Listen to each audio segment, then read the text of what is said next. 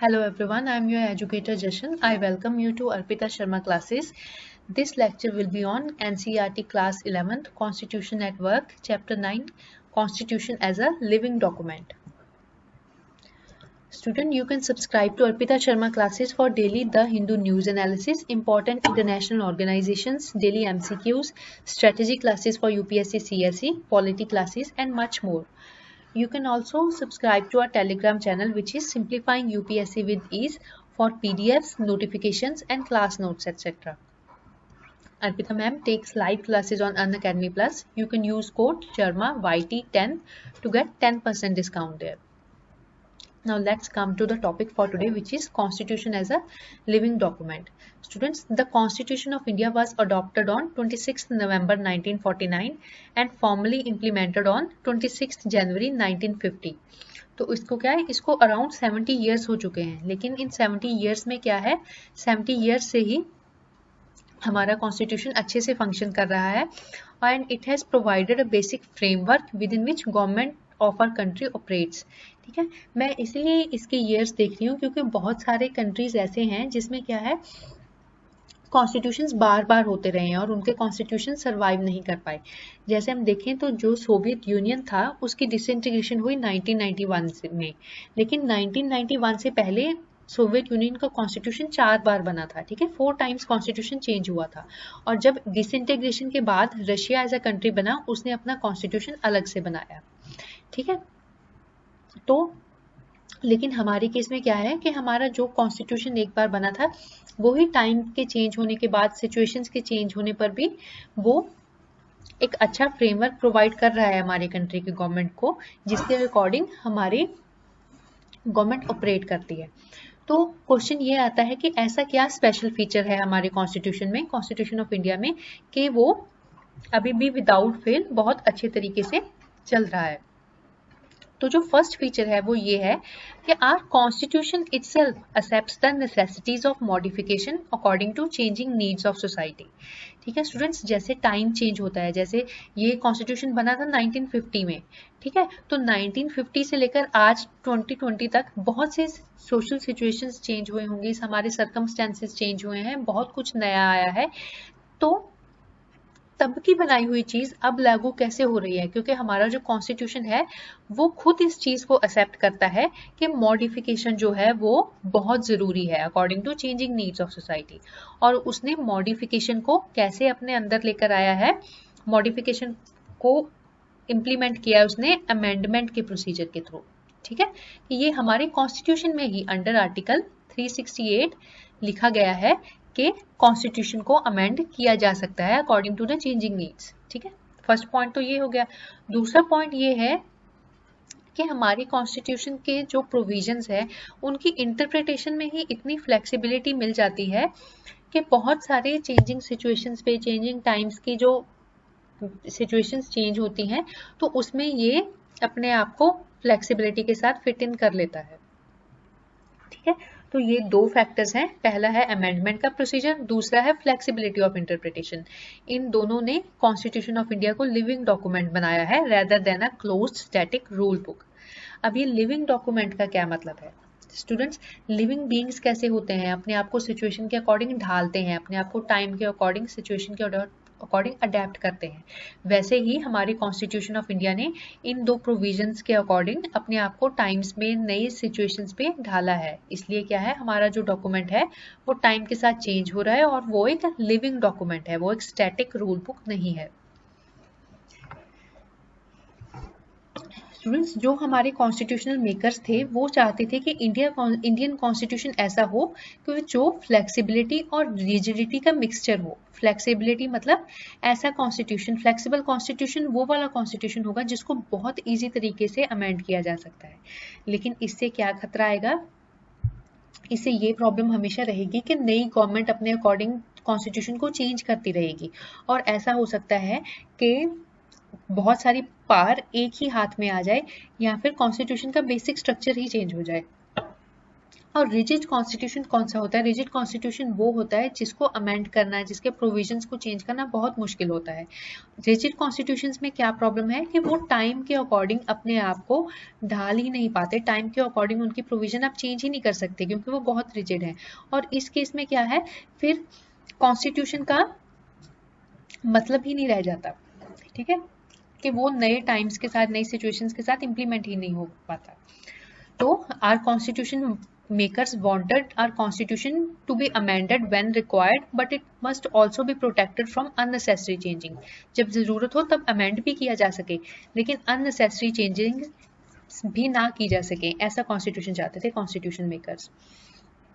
जो कॉन्स्टिट्यूशन को अमेंड करने की प्रोविजन है वो आर्टिकल 368 ऑफ द कॉन्स्टिट्यूशन उसमें दी गई है। कॉन्स्टिट्यूशन स्टूडेंट्स ये देखो कितनी अच्छी बात है कि कॉन्स्टिट्यूशन के अंदर ही कॉन्स्टिट्यूशन को चेंज कैसे करना है उसकी प्रोविजन दी गई है। आर्टिकल 368 क्या कहता है? Parliament may in exercise of its constituent power amend by way of addition, variation or repeal any provision of this constitution in accordance with the procedure laid down in this article.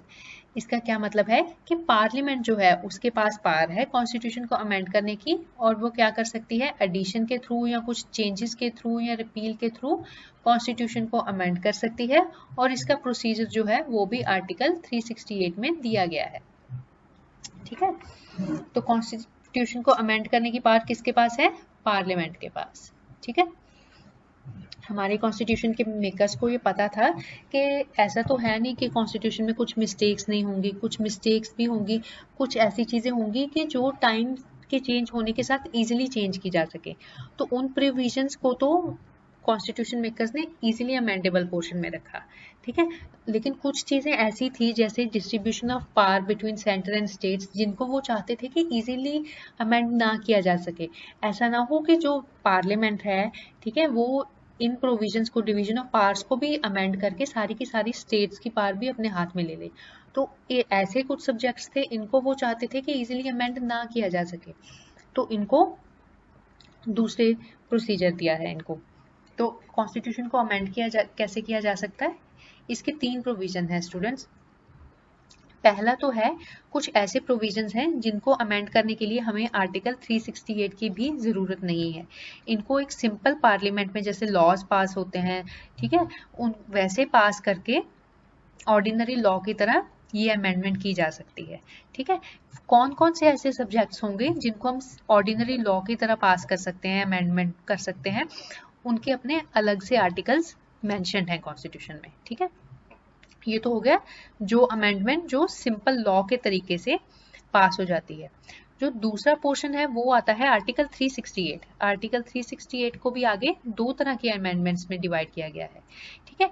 तो कुछ तो ऐसे subjects हैं जिनको amend करने के लिए क्या चाहिए? पार्लियामेंट की स्पेशल मेजोरिटी चाहिए, ठीक है। कुछ पोर्शन तो आएगा स्पेशल मेजोरिटी के थ्रू पास होगा दोनों हाउसेज में, तभी अमेंडमेंट हो पाएगी।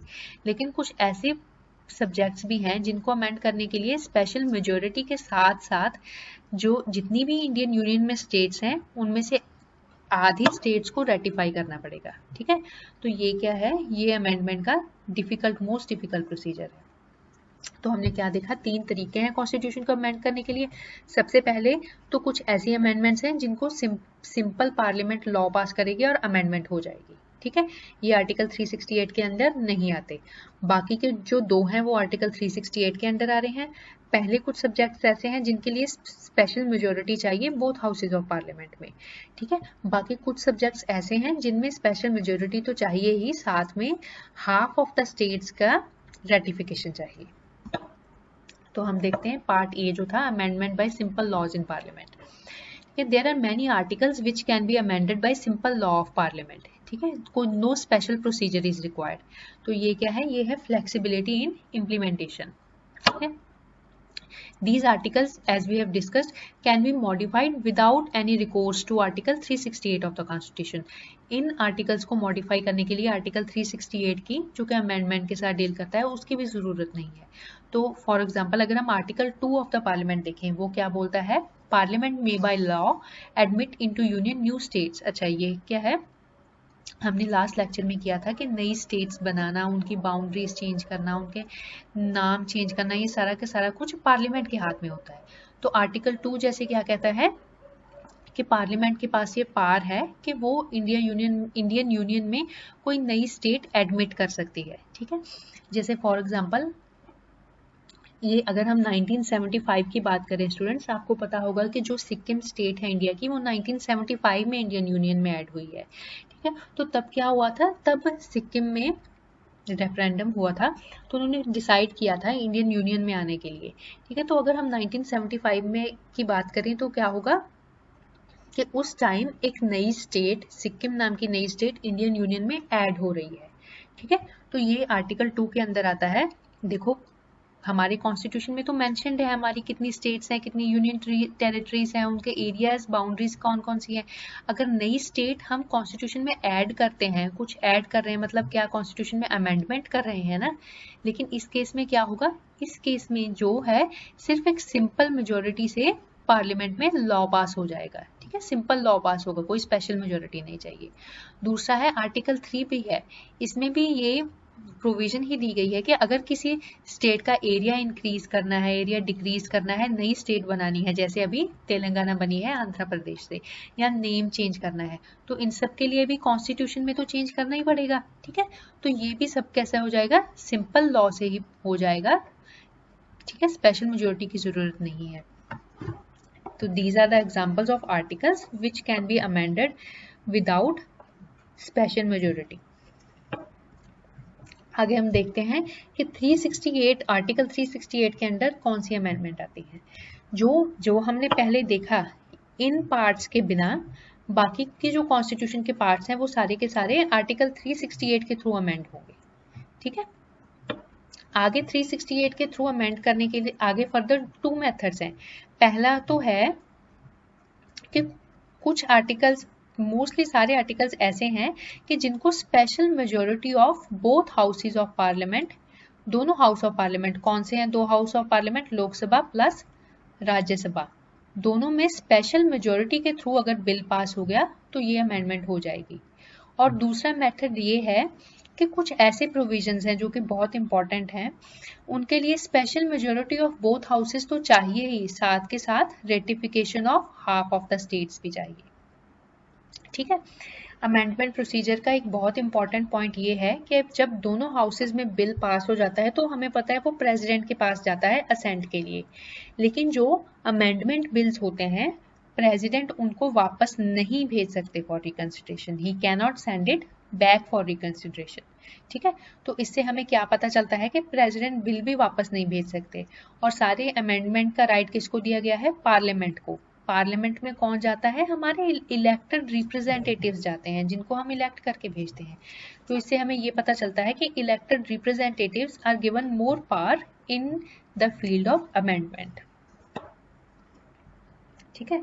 अब हम यहाँ पे बात कर रहे हैं स्पेशल मेजोरिटी की, कि स्पेशल मेजोरिटी क्या होता है, अब थोड़ा डिस्कस कर लेते हैं उसके बारे में।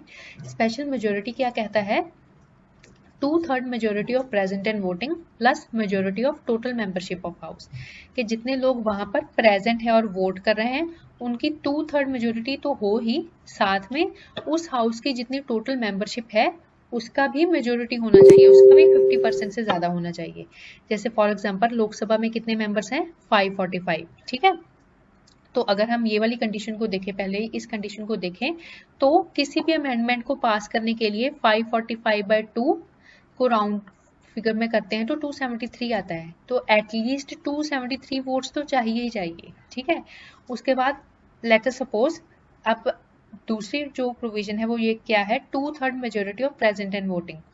अगर उस दिन जिस दिन अमेंडमेंट पास होनी थी 402 मेंबर्स आए, ठीक है, लोकसभा में 402 मेंबर्स आते हैं और सारे के सारे वोट करते हैं, ठीक है। तो पास करने के लिए कितना चाहिए, 2/3 ऑफ 402 कितना आता है, 268 मेंबर्स, ठीक है। तो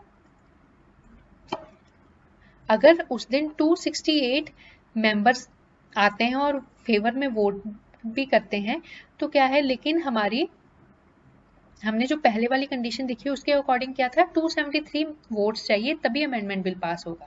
तो इन दोनों में से मैक्सिमम कौन सा है, 273। तो एक उस दिन जिस दिन 402 मेंबर्स प्रेजेंट हैं, मिनिमम 273 वोट्स चाहिए किसी अमेंडमेंट बिल को लोकसभा में पास होने के लिए। चलो अब हम इसका नेक्स्ट करते हैं कि जब अंडर 368 आर्टिकल में तो हो ही, यहाँ पे हमने देख लिया था कि स्पेशल मेजोरिटी चाहिए, और ऐसे कौन से केसेस हैं जिनमें स्पेशल मेजोरिटी भी चाहिए और ratification of half of the states भी चाहिए। ठीक है, जब पार्लियामेंट कुछ ऐसे आर्टिकल्स को मॉडिफाई करना चाहती है which are related to distribution of powers between centre and states और the federal structure of constitution, और आर्टिकल्स रिलेटेड टू रिप्रेजेंटेशन, मतलब ये कुछ टाइप ऑफ आर्टिकल्स आपको दे रखे हैं। इन आर्टिकल्स को जब पार्लियामेंट अमेंड करना चाहती है तो तब स्पेशल मेजोरिटी के साथ साथ ratification of half of the states भी चाहिए। स्टूडेंट्स, इसमें ratification of half of states क्यों चाहिए? देखिए ये कैसे आर्टिकल्स हैं, ये वैसे वाले आर्टिकल्स इसमें इंक्लूडेड हैं which are related to the distribution of powers between centre and states. ठीक है, अगर हम इसमें ये स्टेट्स के जो स्टेट्स का रेटिफिकेशन है, ठीक है, अगर हम स्टेट्स में सहमति स्टेट्स से ना मांगते तो यूनियन हो सकता था कि यूनियन ये डिस्ट्रीब्यूशन ऑफ पावर्स को चेंज करके अपने फेवर में और सब्जेक्ट्स ले आए। ठीक है, तो इससे क्या होगा, इंडिया का फेडरल स्ट्रक्चर खराब हो सकता है ना। फेडरलिज्म हमने क्या किया था, फेडरलिज्म क्या होता है, division of power between central government and state government, मतलब जब दो तरह की गवर्नमेंट्स होती हैं, दो सेंटर्स ऑफ पावर होते हैं, ठीक है, तो उनमें सेंट्रल गवर्नमेंट कौन से सब्जेक्ट्स पे अपना एक्ट्स बना सकती है और स्टेट गवर्नमेंट्स कौन से पे बना सकती है, ये कॉन्स्टिट्यूशन में दे रखा है ना, यूनियन लिस्ट और स्टेट लिस्ट में। ठीक है, तो अगर जब कभी पार्लियामेंट जो है ये डिस्ट्रीब्यूशन ऑफ पावर्स के रिलेटेड अमेंडमेंट करने की कोशिश करेगी, लेट अस सपोज वो कुछ ऐसा चाहते हैं कि कुछ स्टेट लिस्ट का सब्जेक्ट जो है वो सेंट्रल लिस्ट में आ जाए, कि स्टेट लिस्ट का कुछ सब्जेक्ट है, सेंटर चाहता है कि आज के बाद मैं उस पर कानून बनाऊं और मैं सारी स्टेट्स के लिए मैं कानून बना दूं। ठीक है, लेकिन इस अमेंडमेंट को करने के लिए उसे एटलीस्ट हाफ ऑफ स्टेट्स, इस टाइम कितनी है 28 स्टेट्स हैं इंडियन यूनियन में, एटलीस्ट 14 स्टेट्स ऐसी होनी चाहिए जो इस अमेंडमेंट को सिंपल मेजोरिटी के साथ अपने अपने विधानसभा में, अपने अपने लेजिस्लेटिव असेंबली में पास करें। मतलब एटलीस्ट 14 स्टेट्स को रेटिफाई करना पड़ेगा कि हाँ हमें मंजूर है कि आप ये काम कर लो, तब वो वाली अमेंडमेंट पास हो सकेगी। ठीक है, और फेडरल स्ट्रक्चर में क्या आता है कि अगर number of seats assigned to each state in Rajya Sabha change करने लगे, या election of president, election of vice president, ठीक है, ये सब जो इम्पोर्टेंट प्रोविजंस हैं इनको अगर पार्लियामेंट चेंज करने लगेगी तो क्या होगा, उनको स्पेशल मेजोरिटी के साथ साथ ratification of half of states भी चाहिए। ठीक है, इस प्रोविजन से क्या हुआ है, इस प्रोविजन ने क्या किया है, स्टेट्स को एक तरह की रिस्पेक्ट दी है और उनको पार्टिसिपेशन दिया है अमेंडमेंट के प्रोसीजर में। ठीक है, और देखिए हमने ये कहा, यहाँ पे क्या रखा है हमारे कॉन्स्टिट्यूशन में, ratification of only half of states is required. तो इस वैसे तो ये हाफ ऑफ स्टेट्स की रेटिफिकेशन प्लस स्पेशल मेजोरिटी भी हमने देखा एक डिफिकल्ट प्रोसीजर है, लेकिन सिर्फ हाफ का इसलिए रखा है कि थोड़ी मतलब फ्लेक्सिबिलिटी प्रोवाइड करने के लिए। ठीक है, but somewhat flexible as only ratification of half states is required, और उनको भी सिंपल मेजोरिटी से ही रेटिफाई करना होता है। आगे हम देखते हैं कि हमारे जो कॉन्स्टिट्यूशन में टाइम टू टाइम अमेंडमेंट्स होती रही हैं वो कैसी अमेंडमेंट थी, किस तरह की अमेंडमेंट थी। तो इसको क्या है 4 हेड्स में डिवाइड किया गया है। सबसे पहले आती हैं टेक्निकल अमेंडमेंट्स, कि ये ऐसी अमेंडमेंट्स थी विच वर अमेंडमेंट्स और changes in the constitution but only in technical sense, कि वो टेक्निकल सेंस में कॉन्स्टिट्यूशन में कुछ चेंज किया गया, लेकिन उनसे कोई बहुत ज़्यादा डिफरेंस नहीं आया है कॉन्स्टिट्यूशन के प्रोविजंस में। ठीक है, these were amendments only in legal sense but made no substantial difference to the provisions of the constitution। ठीक है, बहुत सारी तो ऐसी ही अमेंडमेंट्स होती हैं, इनको टेक्निकल अमेंडमेंट बोला जाता है। फॉर एग्जांपल जो हाई कोर्ट के जजेस हैं उनकी रिटायरमेंट एज चेंज की गई थी, 60 ईयर्स से रिटायरमेंट को बोल कर दिया गया था 62 ईयर्स, तो ये है 15th amendment of the constitution. ठीक है, तो अगर उनकी रिटायरमेंट एज 60 से 62 कर दी तो इससे बहुत ज़्यादा कुछ कॉन्स्टिट्यूशन के प्रोविजंस में चेंज नहीं आता है, सोसाइटल लेवल पे बहुत ज़्यादा कुछ चेंज नहीं आ रहा। ये क्या है, ये बस एक लीगल सेंस में अमेंडमेंट है। ठीक है, वैसे क्या है आपको पता है कि हमारा कॉन्स्टिट्यूशन प्रोवाइड करता है reservation of seats in legislatures for schedule caste and schedule tribe. तो कॉन्स्टिट्यूशन में क्या लिख रखा है कि ये जो सीट्स की रिजर्वेशन है ये सिर्फ 10 सालों के लिए है। तो क्या है, हर 10 साल के बाद क्या है, पार्लियामेंट एक एक्ट पास करती है और इस रिजर्वेशन को अगले 10 सालों के लिए इम्प्लीमेंट कर देती है। तो इसकी वजह से ही सिर्फ ये रिजर्वेशन में 6 अमेंडमेंट्स मतलब 6 अमेंडमेंट्स हो चुकी हैं। ठीक है, तो इस तरह से बहुत सारी अमेंडमेंट तो टेक्निकल अमेंडमेंट्स के कारण ही बढ़ जाती है। फिर क्या है, दूसरा जो हेड है वो है differing interpretations between judiciary and government of that time. ठीक है, बहुत बार ऐसा होता है कि कॉन्स्टिट्यूशन के जो है कि जुडिशरी कुछ और तरह की किसी कॉन्स्टिट्यूशनल एक्ट की इंटरप्रिटेशन निकालती है और गवर्नमेंट जो है वो कुछ और इंटरप्रिटेशन निकालती है। तो अपनी इंटरप्रिटेशन को, आपको पता है कॉन्स्टिट्यूशन को अमेंड कौन कर सकता है, कॉन्स्टिट्यूशन को अमेंड करने का हक तो पार्लियामेंट के पास है ना। तो कई बार क्या हुआ है कि पार्लियामेंट ने अपनी बात सिद्ध करने के लिए कॉन्स्टिट्यूशन को चेंज ही कर दिया है कि हमारी इंटरप्रिटेशन मानी जाए। ठीक है, many times parliament amended the underline, ठीक है, amended to underline that interpretation of parliament is authentic। इस चीज को प्रूव करने के लिए कि जो पार्लियामेंट ने इंटरप्रिटेशन निकाली थी वो ऑथेंटिक थी। कई बार पार्लियामेंट ने अमेंडमेंट्स भी की हैं। ठीक है, जैसे जो इशू था relationship between fundamental rights and DPSP. ठीक है, scope of right to property and power of parliament to amend the constitution. ये कुछ ऐसी अमेंडमेंट्स रही हैं जिसमें जो जैसे सुप्रीम कोर्ट कुछ रूलिंग दे देता था और गवर्नमेंट क्या चाहती थी, गवर्नमेंट उससे ऑपोजिट चाहती थी, तो वो अपनी बात मनवाने के लिए, अपने इंटरप्रिटेशन को ऑथेंटिक प्रूव करने के लिए कई बार एक और अमेंडमेंट कर देती थी कॉन्स्टिट्यूशन में। ठीक है, तो बहुत सारी ये इंटरप्रिटेशंस को लेकर अमेंडमेंट्स रही हैं। ये जैसे हम आगे पढ़ेंगे कि एक केशव नंदा भारती करके केस है जो कि बहुत इंपॉर्टेंट है। वो क्या करता है, बेसिक स्ट्रक्चर को डिफाइन करता है। ठीक है, तो केशव नंदा भारती केस में क्या किया था, सुप्रीम कोर्ट ने ये बेसिक स्ट्रक्चर ऑफ कॉन्स्टिट्यूशन की बात की। ठीक है, लेकिन क्या था, पार्लियामेंट ऐसा नहीं चाहती थी। तो उस चीज को, उसका जो इफेक्ट था उसको नलिफाई करने के लिए पार्लियामेंट 42nd अमेंडमेंट पास कर देती है। ठीक है, जिसको के मिनी कॉन्स्टिट्यूशन भी बोला जाता है। ठीक है, तो इस तरह से बहुत सारी अमेंडमेंट्स हुई हैं। अब जो नेक्स्ट है वो है अमेंडमेंट्स थ्रू पॉलिटिकल कंसेंसस।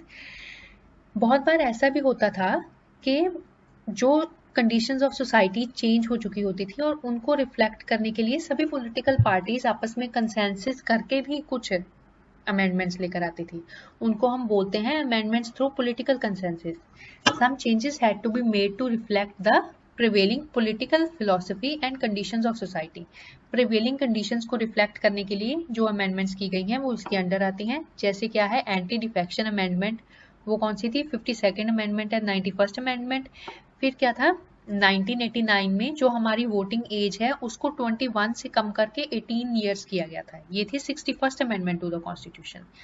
फिर कॉन्स्टिट्यूशनल स्टेटस दिया गया था पंचायती राज इंस्टीट्यूशंस को। ठीक है, वो थी 73rd amendment and 74th amendment. ये जो सारी अमेंडमेंट्स हैं, ये जो सब्जेक्ट्स हैं, ये पॉलिटिकल कंसेंसस है। अब जो कंटेम्प्रेरी कंडीशन ऑफ सोसाइटी थी उसको रिफ्लेक्ट करने के लिए ये सब की गई थी।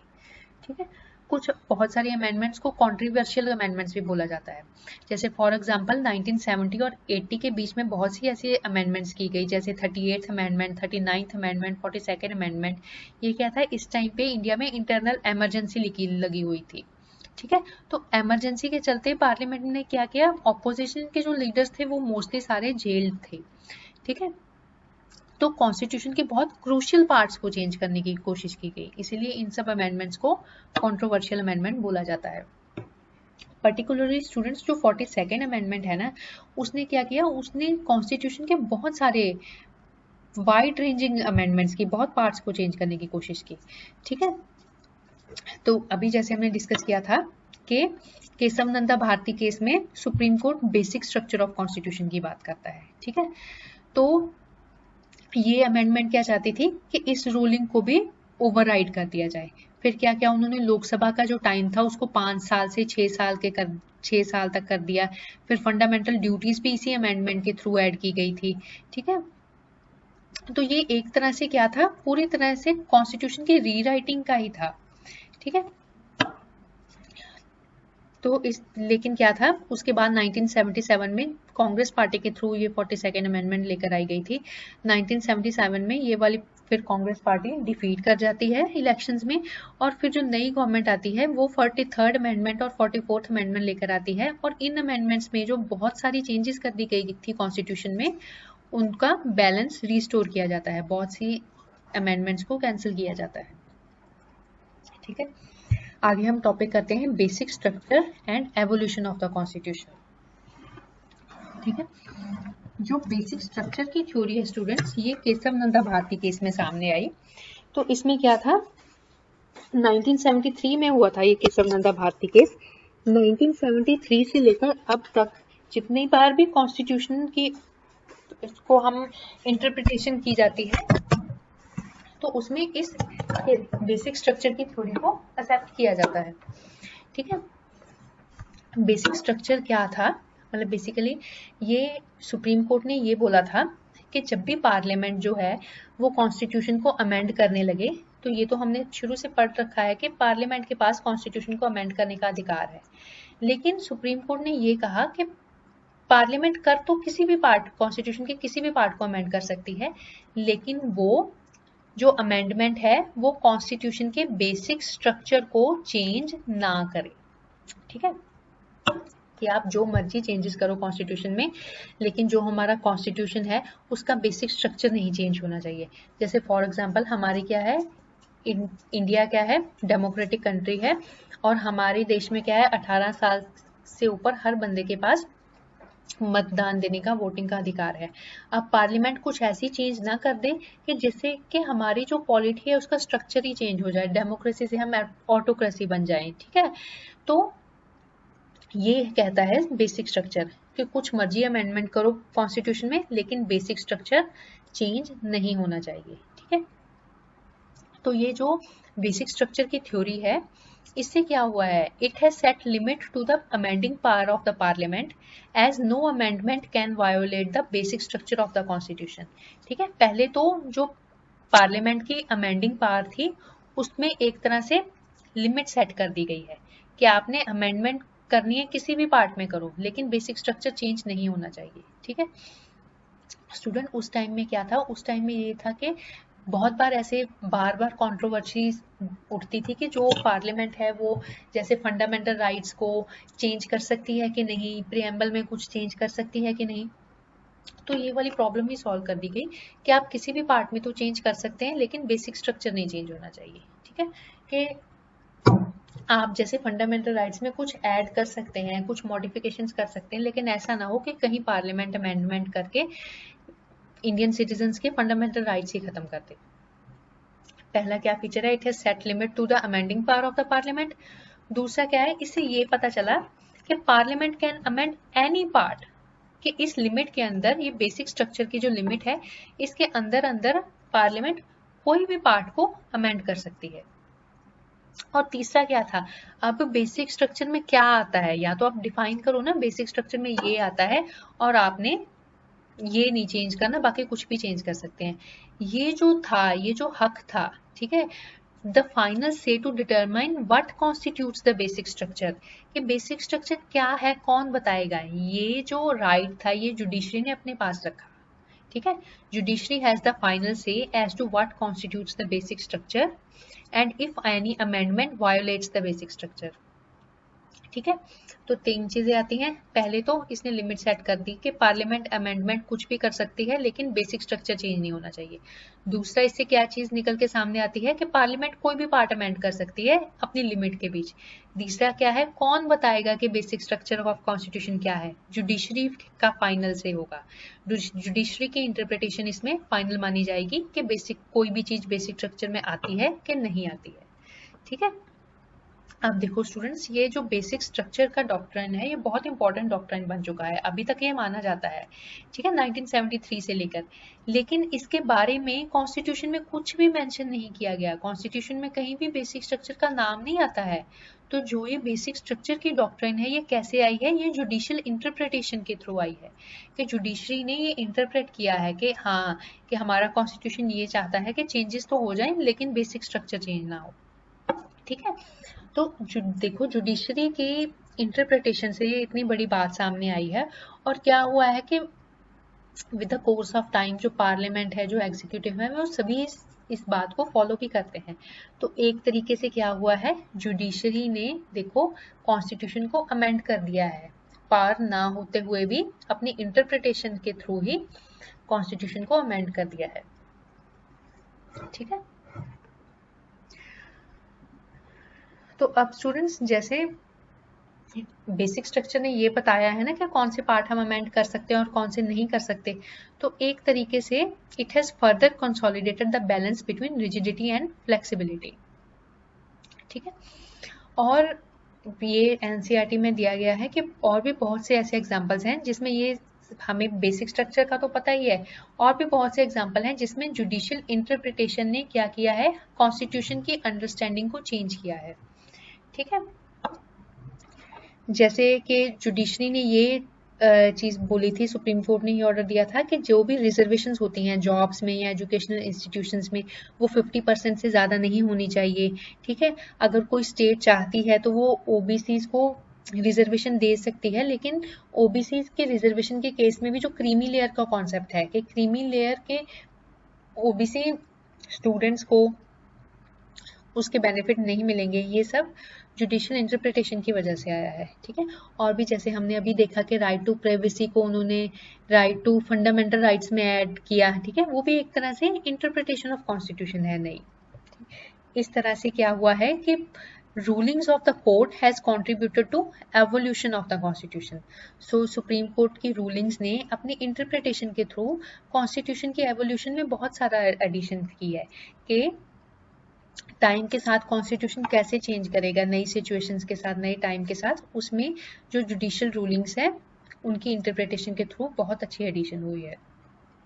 स्टूडेंट्स, इसके बाद क्या था, 2000 में एक कमीशन अपॉइंट किया गया जिसका काम क्या था कि उसने एंटायर कॉन्स्टिट्यूशन को ही रिव्यू करना था। ये कमीशन अपॉइंट किया गया था retired chief justice of India justice Venkatachaliah के अंडर।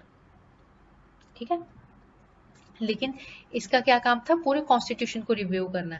लेकिन इस कमीशन ने भी बेसिक स्ट्रक्चर की थ्योरी को माना है और कोई भी ऐसे मेजर्स सजेस्ट नहीं किए जिससे कि basic structure of constitution change हो सके। ठीक है, तो जो बेसिक स्ट्रक्चर की थ्योरी है वो अभी तक चल रही है। अगला जो टॉपिक है हमारा नेक्स्ट, वो है constitution as the living document, कि हमारा इंडियन कॉन्स्टिट्यूशन लिविंग डॉक्यूमेंट कैसे है। हमारा कॉन्स्टिट्यूशन इसलिए लिविंग डॉक्यूमेंट है because like a living being our constitution has responded to changing situations, changing experience। इसने नई तरह की situations में नए experiences के साथ respond किया है, अपने आप को adapt किया है। ठीक है, after this long also it continues to work effectively because of its ability to be dynamic and to be open to interpretations। अपने dynamism की वजह से, क्योंकि ये situations में change हो जाता है, इसकी interpretations change हो जाती हैं। ठीक है, और ओपन टू इंटरप्रिटेशंस, कि हम इसकी इंटरप्रिटेशन अलग अलग ले सकते हैं। इस डायनेमिज्म की वजह से ही ये अब तक अच्छे तरीके से काम कर रहा है।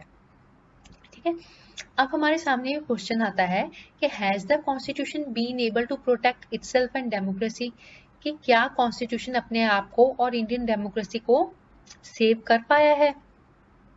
ठीक है, तो 1950 में बहुत बार ऐसा 1950s में चला था कि पार्लियामेंट का ये कहना था कि जो पार्लियामेंट है वो क्योंकि इलेक्टेड रिप्रेजेंटेटिव से बनता है, इसलिए क्या है, पार्लियामेंट एग्जीक्यूटिव और जुडिशरी दोनों से सुप्रीम है। ठीक है, इसलिए पार्लियामेंट का अपर हैंड होना चाहिए एग्जीक्यूटिव और जुडिशरी दोनों में। ठीक है, तो लेकिन क्या है, कॉन्स्टिट्यूशन ये बोलता है कि पार्लियामेंट के पास सारी पावर्स तो है ही, लेकिन उसको दूसरे जो ऑर्गन्स ऑफ गवर्नमेंट है, एग्जीक्यूटिव और जुडिशरी, उसकी पावर्स को भी कम नहीं करना है। ठीक है, क्योंकि डेमोक्रेसी का मतलब यही नहीं होता सिर्फ कि रिप्रेजेंटेटिव्स के पास ज्यादा पावर होनी चाहिए। Democracy is not only about votes and peoples representation, it is also about principle of rule of law. Democracy is also about developing institutions and working through these institutions। all the political institutions must be responsible to the people and maintain a balance with each other। ठीक है, इस तरीके से जैसे इसमें ये है कि इंडियन कॉन्स्टिट्यूशन ये बोलता है कि नो डाउट पार्लियामेंट में जो रिप्रेजेंटेटिव्स आते हैं वो लोगों के द्वारा इलेक्ट करके आते हैं। ठीक है, और डेमोक्रेसी में पीपल्स रिप्रेजेंटेटिव्स के पास बहुत पावर होनी चाहिए, लेकिन डेमोक्रेसी का मतलब सिर्फ वोटिंग और रिप्रेजेंटेशन के साथ नहीं है। डेमोक्रेसी में रूल ऑफ लॉ, ठीक है, रूल ऑफ लॉ भी इक्वली इम्पॉर्टेंट है कि जो लॉफुल कंडीशन बनी रही है और सबको बराबर समझा जाए।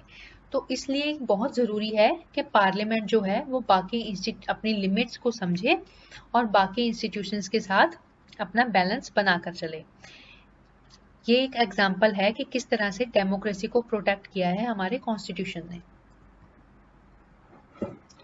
अब हम देखते हैं कि कॉन्स्टिट्यूशन को लिविंग डॉक्यूमेंट बनाने के लिए, उसके डायनेमिज्म के लिए जुडिशरी का क्या कंट्रीब्यूशन रहा है।